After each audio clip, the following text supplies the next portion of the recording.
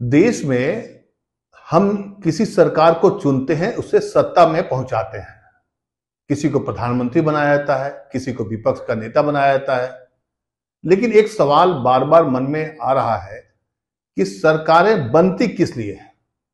क्या सरकार बनने के बाद उन्हें सिर्फ जश्न मनाने का ठेका मिल जाता है कि वो मातम में भी जश्न मनाए और देश उस जश्न को स्वीकार करे और उस जश्न में शामिल हो जाए?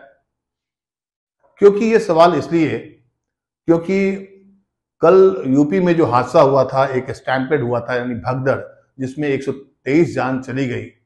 और आज सुबह से कायदे से तो ये होना चाहिए था कि जिस घटना में 100 से अधिक लोगों की जान चली गई, किसी का भाई, किसी का मां, किसी का बहन, किसी का कोई सगा संबंधी चला गया है, उनके घरों में अगले कुछ दिनों तक मातम पसरा रहेगा। देश को इस स्थिति में उन परिवारों के दुख को साझा करने के लिए कायदे से बहुत सारी चीजें जश्न मनाना छोड़ दिया जाता है, खासकर सरकारों को।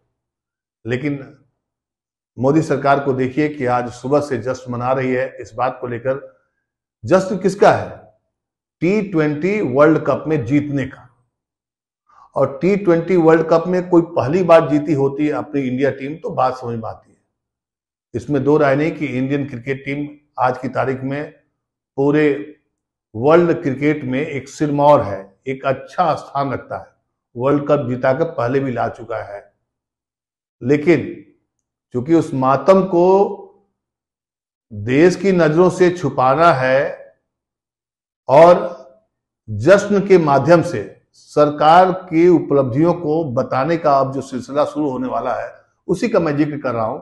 क्योंकि T20 वर्ल्ड कप जीतना और उस जीत के बाद इस तरह के जश्न करना, खास करके ऐसे माहौल में जब देश की पूरी, माने क्या कहा जाए, 100 जान चली गई है और देश गमगीन ना हो, लोगों की आंखों में वो कुछ नमी ना दिखाई पड़े, मीडिया उस खबर को भूल जाए और जश्न के बारात में शामिल हो जाए, तो फिर क्या कहना है? क्योंकि इस T20 के जीत के बाद बेशक हम लोग को जश्न मनाना चाहिए था और मना भी रहा है देश। जिस दिन जीता था T20 उस दिन पूरा देश ने जश्न मनाया था। लेकिन प्रधानमंत्री को फोटो खिंचवाना था। फोटो इसलिए खिंचवाना था, मैं आपको और भी याद दिला दूं, जब ओलंपिक में गोल्ड मेडल और तमाम मेडल लेकर हमारे खिलाड़ी वापस आए थे, तब भी दिन भर प्रधानमंत्री ने उन खिलाड़ियों के साथ में समय दिया था, लंच किया था, तमाम तरह के फोटो सेशन हुए थे। लेकिन जब उन खिलाड़ियों को कुछ समस्याएं हुई तो फिर वो प्रधानमंत्री भूल गए, सिस्टम भूल गया। आज भी लगभग उसी तरह का सीन मुझे दिखाई पड़ा। तो मुझे याद आ गया ओलंपिक में ओलंपिक विजेता खिलाड़ियों के साथ जो बदसलूकी हुई थी दिल्ली के जंतर मंतर पर, वो पूरा का पूरा सीन याद आने लगा। मैं आपको इसलिए बता रहा हूं क्योंकि T20 वर्ल्ड कप हो चाहे क्रिकेट वर्ल्ड कप हो, जीत तो देश के लिए बड़ी उपलब्धि होती है, इसमें दो राय नहीं। लेकिन जीतने के बाद जिस जश्न में हम शामिल होते हैं, उससे देश को क्या मिलता है और उस खिलाड़ी करते क्या है बाद में।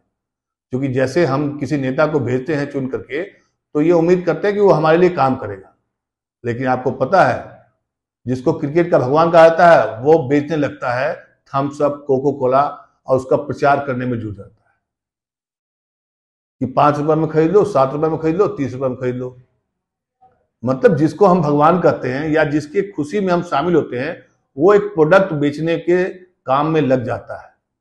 तो क्या हम किसी को प्रोडक्ट बेचने लायक बनाने के लिए जो जश्न हो रहा है उसमें शामिल हों, और उस शामिल में देश की जो वर्तमान हालात है, जिन मुद्दों पर चर्चा होनी चाहिए, जिस पर देश के लोगों के साथ में सरकार और विपक्ष को, तमाम जो भी पॉलिटिकल पार्टी है, उसको शामिल होना चाहिए था।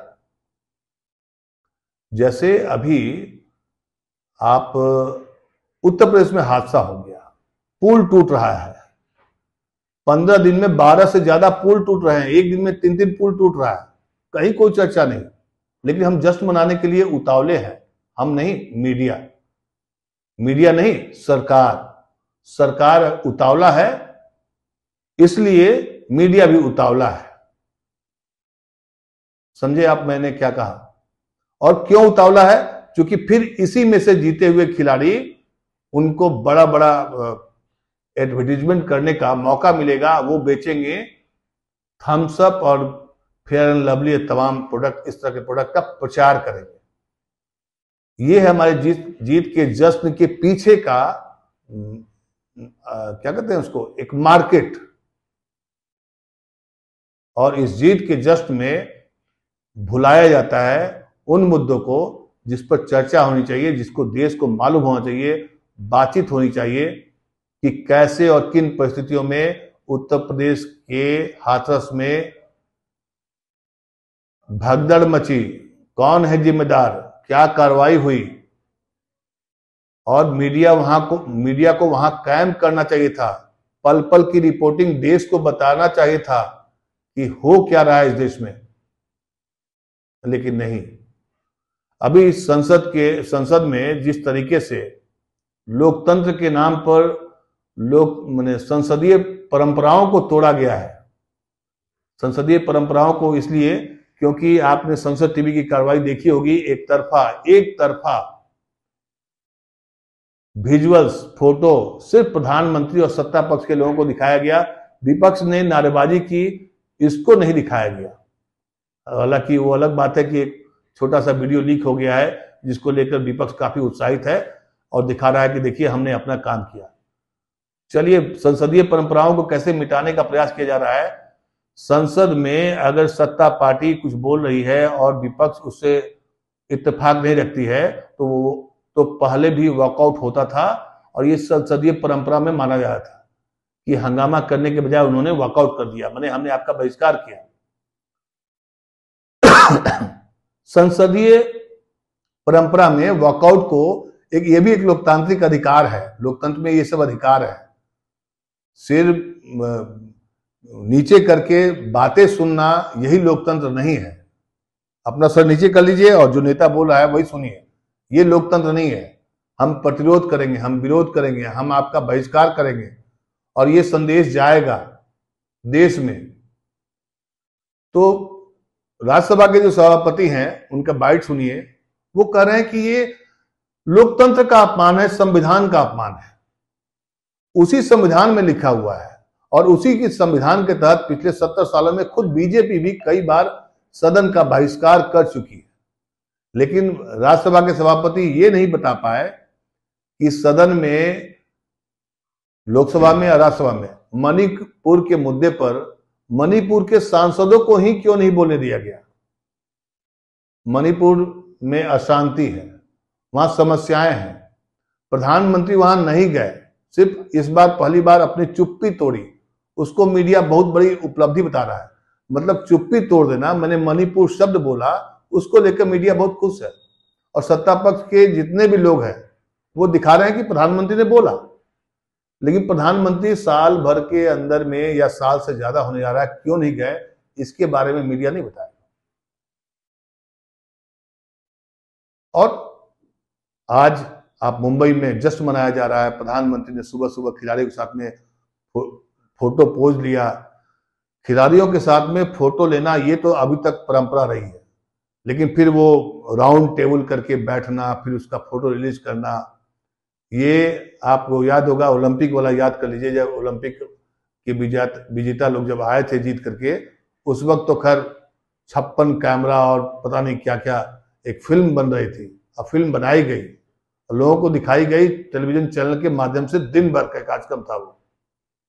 तो मैं ये कहना चाह रहा था कि इस देश में लोकतंत्र के नाम पर और मर्यादा के नाम पर लोकतंत्र का ही हनन किया जा रहा है। मीडिया के नाम पर खबरों का ही एक तरह से खबरों को निचोड़ा जा रहा है, खबरों को छुपाया जा रहा है मीडिया के नाम पर।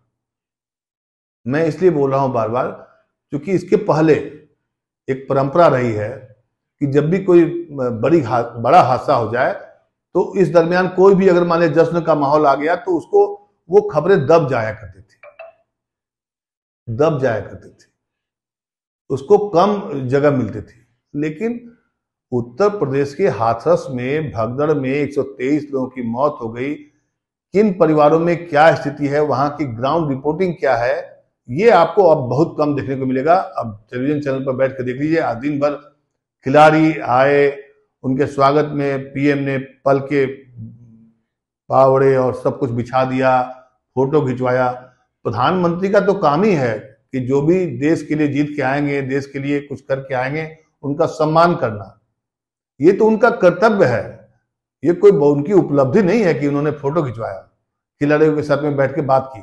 लेकिन मीडिया ऐसे महिमा मंडित करती है, लगता है कि इसके पहले शायद खिलाड़ी लोग प्रधानमंत्री को देखते भी नहीं थे। चलिए, ये तो बात अलग बात है। एक और बात जो मैं कह रहा था कि जीत के जश्न में जो देश का जो गमगीन माहौल बना हुआ था, उसको भुलाया दिया गया। और क्यों भुला दिया गया? क्योंकि डबल इंजन की सरकार वहां भी है, उत्तर प्रदेश में। और उत्तर प्रदेश में आपको पता है कि बीजेपी की अभी करारी हार हुई है। 64 सीट से कितने सीट पर आ गई है, इस देश को पता है। फिर भी पता नहीं क्यों, किन स्थितियों में सरकार जो है झूठ को सच और सच को झूठ बनाने में लगी है, और मीडिया उसका साथ दे रही है। इस खबर को देखिए और आप बताइए कि क्या हाथरस में जो भगदड़ मची, उसमें जो कई लोगों की जान चली गई, उससे बड़ी खबर कोई है क्या आज की तारीख में? और क्या उस खबर के हर एंगल की जांच नहीं होनी चाहिए थी? क्या मीडिया का समूचा जमावड़ा नहीं होना चाहिए था कि आखिर किन परिस्थितियों में हुआ, और जिनके घरों में हादसा हुआ, जिनके घरों में जान चली गई, उनके घरों में अभी क्या स्थिति है? क्या उनके घरों में कोई कमाने वाला है या नहीं? कितनों के भाई चले गए, किसी के माता पिता चले गए, किसी के बेटा चला गया, किसी का पोता चला गया। क्योंकि आपको डिटेल अभी भी पता नहीं है देश को, मुझे नहीं पता तो आपको क्या पता होगा? एक दो अखबारों में खबर छप जाएगी तो उससे देश को थोड़ी पता चलेगा। मुख्य धारा की मीडिया, टेलीविजन चैनल हो चाहे बाकी अखबार हो, उनके खबरों में ये सब बातें गायब है। ऐसा क्यों हो रहा है? लोकतंत्र तो हमारे यहां जिंदा है और दुनिया का सबसे बड़ा लोकतंत्र है। सवाल तो पूछा जाना चाहिए। अब मीडिया नहीं पूछेगा तो मैं तो पूछूंगा, आपको पूछना चाहिए। कोई भी खबर हो या कोई भी जानकारी हो, साझा तो जरूर करना चाहिए देश के साथ। अगर मीडिया खबर दिखा देगी तो क्या सरकार गिर जाएगी? किस गलतफहमी में रहते हैं लोग। सही खबर दिखाने से सरकारें नहीं गिरती हैं। सरकारें गिरती या बनती बिगड़ती तब है जब एक तो चुनाव होता है, और जब आप हॉर्स ट्रेडिंग करते हैं तभी सरकारें गिरती हैं। प्रधानमंत्री ने सदन में झूठ बोल दिया, कर्नाटक में हमारा वोट शेयर बढ़ा, वहां वोट शेयर घटा है, इस पर भी कोई जिक्र नहीं है। मतलब बड़े बेहयाई तरीके से चीजों को रखा जा रहा है देश के सामने में, और देश को बताया जा रहा है कि देश में जश्न का माहौल है। जबकि सैकड़ों घरों में और उनसे जुड़े जो लोग भी होंगे, उनके घरों में आज भी मातम पसरा हुआ है। क्योंकि किसी की हड्डी टूट गई, किसी की पसली टूट गई, कोई पता नहीं, मैंने पहले ऐसा नहीं होता था।